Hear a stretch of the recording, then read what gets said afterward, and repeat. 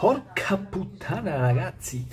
Alors les amis, comment allez-vous? J'espère que vous allez tous bien, que vous êtes tous bel et bien en forme. Je suis en train de regarder Tiki Taka là, ils sont en train de parler du Milan, calcio champagne del Milan. Scusate, cazzo ha fatto il Milan? Dov'è il Milan? Milan, dove sei? Milan? Boh, ah sei, sedicesimo. Boh.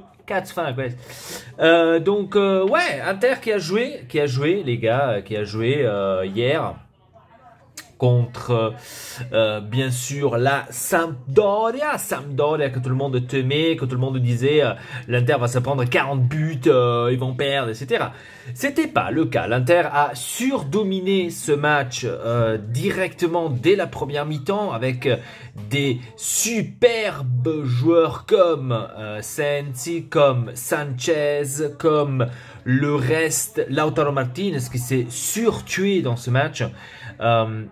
Qui a très très bien fonctionné et aussi nous a donné, on va dire, cette rassurance, on va dire, à la première mi-temps avec ce 2-0. Deuxième mi-temps, on va dire que la Sampdoria a eu un peu plus de jeu, mais certes, pas encore assez pour arrêter, bien sûr, cet Inter. L'Inter aurait certainement marqué plus que 3 buts, parce qu'après, à la fin, c'est fini 3-1. La connerie ou l'énorme connerie de Alexis Sanchez, que d'ailleurs je n'arrive toujours pas à comprendre pourquoi est-ce qu'Alexis Sanchez a fait cette énorme erreur et a allé chercher tout simplement cette faute vraiment inutile. Tu n'en avais pas besoin de le faire et tu l'as fait quand même. Donc ça reste vraiment un truc où je me dis, voilà, tu aurais pu quand même éviter. Et je pense qu'Antonio Conte, par rapport à ça, il va lui dire quelque chose d'autre. On a vu un Gagliardini aussi bien. Je pense que je pourrais rien dire contre Gagliardini. Gagliardini, je l'ai certainement déjà critiqué ici dans les vidéos parce que c'était le cas. Mais là, quand il y a à dire quelque chose de positif, il y a à dire les choses positives. Je pense que Gagliardini a fait son beau match. Il a fait son match. Et voilà, plus que ça, franchement, je ne pourrais pas dire. Il a fait même son beau but. Bon, son but, allez, on va pas trop exagérer. Il a fait aussi son but. Donc, vraiment, ouais, vraiment rien à dire. Rien à dire.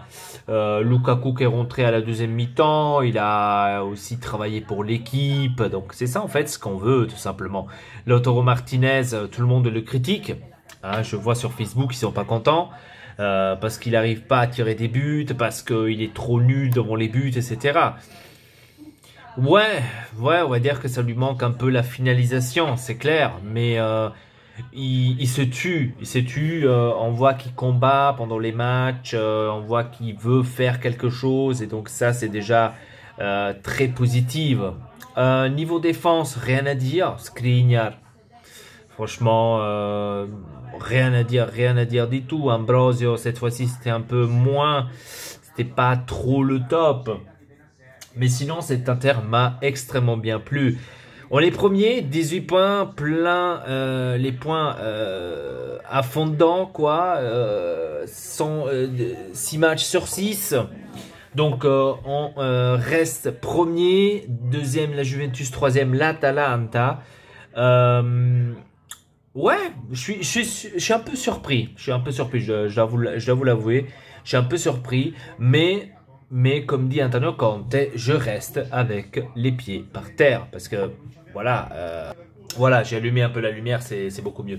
Donc ouais, je veux dire rien à dire vraiment pour cette équipe qui a fait 6 matchs sur 6, qui les a tous les 6 bien sûr gagnés. Mais je dois dire aussi que il faut rester avec les pieds par terre, comme a dit Antonio Conte, justement, comme j'ai dit tout à l'heure.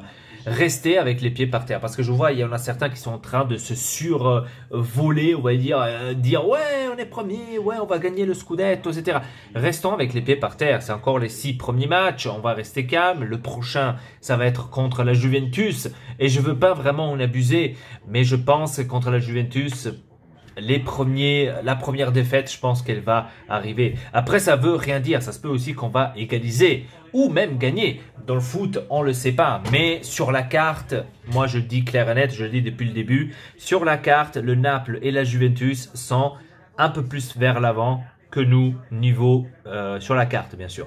Après, le foot, vous le savez, on ne peut jamais dire c'est sûr, c'est à 100%, ça va être comme ça. On ne peut jamais dire qu'on est à 100% rassuré. Pour nous, sur la carte, la Juventus, c'est la plus forte de l'Italie, point. Moi, je le dis depuis longtemps, c'est pas parce que je suis supporter de l'Inter que je dois dire non, la Juve, elle n'est pas la plus forte d'Italie, c'est nul, etc. Rien à voir. C'est les plus forts en Italie. Certes, ces derniers temps, il faut dire aussi que la Juventus ne montre pas non plus ce potentiel. Il faut le dire. Il ne montre pas son potentiel à 100%. Il montre quand même certaines faiblesses. Il montre quand même certaines... voilà, des trucs qui ça marche pas encore à 100%. Et donc, ça fait un peu penser, on va dire, à une Juventus qui n'est pas tout à fait en forme à 100%. Mais ça reste toujours la meilleure et la plus forte équipe pour l'instant en Italie. Je dis pour l'instant parce que ça pourrait changer. Ça pourrait changer au fur et à mesure avec les années. C'est pas toujours eux qui vont certainement commander cette Serie A, tout simplement. Là, ils sont en train de parler justement de l'Inter. Il y a les Gobi qui sont là, qui parlent des 18 points, là, etc. Mais voilà, moi, le match contre la Juve, je pense que je le crains un tout petit peu. Mais bon, après, s'il y a la défaite, il y a la défaite, les gars. C'est contre la plus forte, donc vraiment rien à rapprocher par rapport à ça. Après, on verra qu'est-ce qui va se passer au fur et à mesure. On reste calme et on verra ce qui va se passer au fur et à mesure pendant le match. Parce que comme je vous ai dit, ça se peut qu'on égalise, ça se peut même qu'on gagne.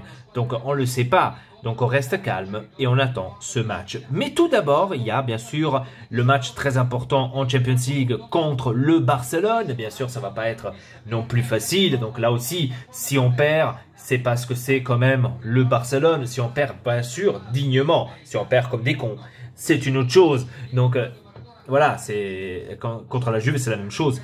Donc, restons calmes. Voyons voir qu'est-ce qui va se passer maintenant. 18 points, je suis assez content. On est premier, 6 matchs sur 6. Ok, pas de problème. Mais restons calmes parce que bientôt, il va y avoir des matchs très importants contre la Juventus, contre le Barcelone. Après, je crois qu'on va... On va pas bientôt jouer contre... je vais aller voir vite fait pour vous. On va pas jouer bientôt contre le Naples. Alors Barcelone, comme je vous ai dit, mercredi. L'Inter contre Juventus, ça sera dimanche. Ensuite, Sassuolo. Et après, on retourne en Champions League contre Dortmund. Donc, ça va être un peu plus difficile celle-là aussi. Après, on va dire... quelques matchs sur la carte facile, entre guillemets, avec Parme, Brescia et Bologna. Donc là, ça se peut que ça pourrait se faire. Après, on a le Dortmund chez eux à la maison. Et on aura la Vérone, le Torino, la Slavia Prague, le Spal. Et juste après, on aura la Rome. C'est-à-dire qu'on a quand même encore assez de matchs pour arriver jusqu'à la prochaine plus forte, enfin... concurrente, on va dire ça comme ça, qui pourrait peut-être nous arrêter dans ce championnat. Donc on reste quand même calme. Et après, bien sûr, il ne faut pas oublier le Naples qui va arriver l'année prochaine, le 6 janvier. Il y a encore le temps, hein. On est encore fin septembre. On reste calme quand même, on parle déjà de 2020 et on est encore fin septembre. Mais bon, quand je referai la vidéo le 6 du 1, donc le 6 janvier, que je dirais que l'Inter a gagné 4-0 contre le Naples, j'espère, ton cas m'en parle, j'espère. Et ben là, je dirais, merde, ça fait il n'y a pas longtemps, je disais qu'on était en septembre. Donc là, ça va être difficile parce qu'on aura le Naples et l'Atalanta juste après. Soccazzi, moi Soccazzi, quoi est Soccazzi?